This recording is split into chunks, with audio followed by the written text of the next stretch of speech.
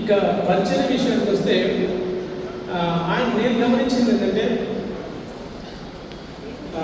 పరిచర్యలో ఎవరో మనుషులందరూ మారాలా, ప్రభు వైపు రావాలా, ఇది కాదు ఆయన ఉద్దేశం. ముఖ్యంగా మనుషులాగా బతకాలి.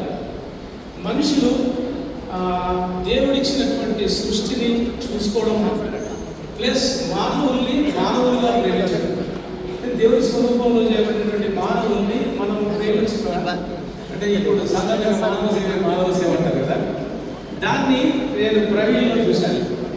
సో మానవుల్ని ప్రేమించినటువంటి మతం అసలు ఎందుకు ఇది అనేటట్టుగా ప్రతిసారి కూడా ఆయన మానవుల్ని ప్రేమించే దిశగానే మాట్లాడతారు. ఎప్పుడు కూడా మీరు ప్రభు నమ్మితేనే రక్షింపబడతారు, మారు మనసు పొందండి ఇప్పుడే, ఇలాంటి ప్రసంగాలు ప్రవీణ్ నుండి నేను వెళ్ళలేదు.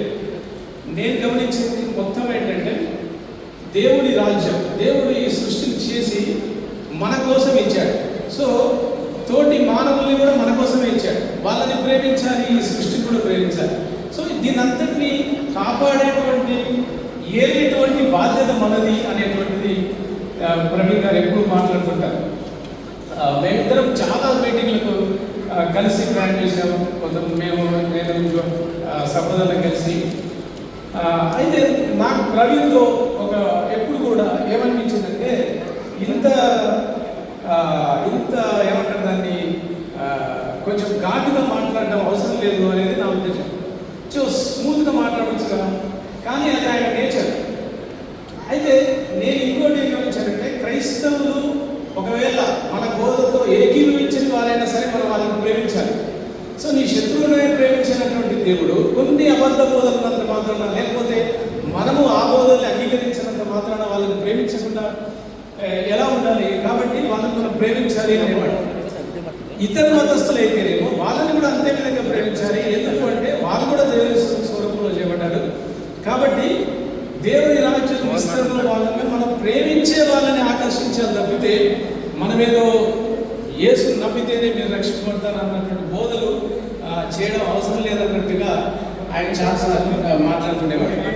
సో ఇట్లా ప్రయాణం కొనసాగింది. ఆపదలో ఉన్న వారిని చాలా మందికి ఆయన సహాయం చేస్తుంటారు. పరిచయలో ఉన్నటువంటి వారికి కూడా చాలా మందికి అవేమీ కూడా బయటికి ప్రచారం చేయడు. కరోనా టైంలో అసలు చాలా మందికి మేము ఒక టీమ్గా వైవాన్ తరపు నుంచి ఒక టీంకు ఈయన సహకారం అందిస్తూ గ్యాస్ సిలిండర్లు కానీ మెడిసిన్ కానీ అవన్నీ చాలా చేశారు. కానీ ఏది కూడా ఒక్కసారి కూడా మీడియాలో మేము ప్రచారం చేయలేదు. సో ఎందుకు చెప్తున్నాను ఏంటంటే మనం ప్రేమించాలి అంతే, దేవుడు చూసుకుంటాడు, దానికి బదులు ఇస్తాడు. ఇంకోటి ప్రజలు ఏంటంటే గిరిజనులు